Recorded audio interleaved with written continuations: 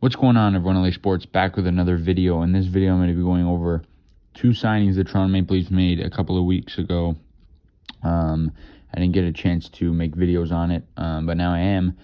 They signed two forwards, Ondrej Kase and Nick Ritchie, both 25 years of age, both guys with potential, and both guys that I think really are going to be, especially Ritchie, important pieces to this Leafs team.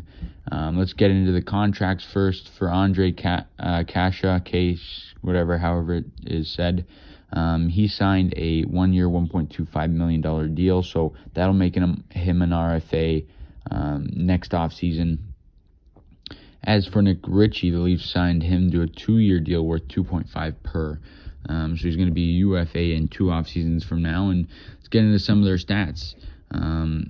For Kase, his last 2 years, he hasn't played much at all with Boston. He only played 9 games, and he tallied 1 point in those 9 games. But in other seasons, he has, especially with Anaheim, he's been very good. That's where he spent the other 4 years of his career.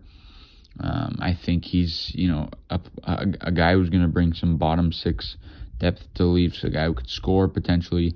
In his NHL career, he has 97 points in 207 games. So I don't think he's a terrible player. I think he's a guy who can definitely be on the 3rd or 4th line and be a difference maker. As for Nick Ritchie, this is a huge signing for the Leafs, as he is a big guy. He's 6'2", 235. He's going to push guys around. He'll get into the odd fight. He's exactly what the Leafs need. And he can also score. He's going to be in the top 6 without question.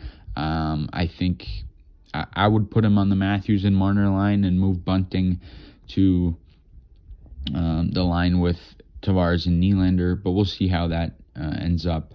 But as for Ritchie, he had 15 goals, 11 assists in 56 games for 26 points last season. In his total 2019-2020 stats, he jumped between Anaheim and Boston. He had 48 games and he had 21 points. So he's a guy who, over the course of his career, in 350 games played, he has 139 points. So I think he's definitely a guy who can, be that protection of Austin Matthews, Mitch Marner, potentially John Tavares and William Nylander, and he can also score.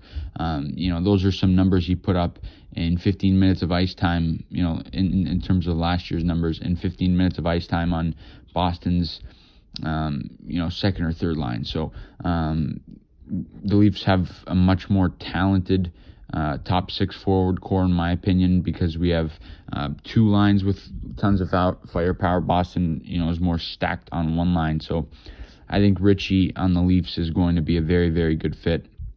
I think, both of these contracts are good ones.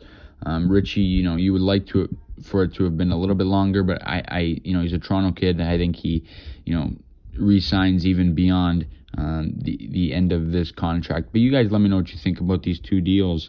I really like them as a Leafs fan. I think these 2 players are going to be guys who are going to be on the roster and who are going to compete for spots, compete for roles, and they're going to have to step up to the plate and be good at their job. So you guys let me know what you guys think. And as always, please leave a like on the video, subscribe to the channel if you guys are new. We'll see you guys all in the next video.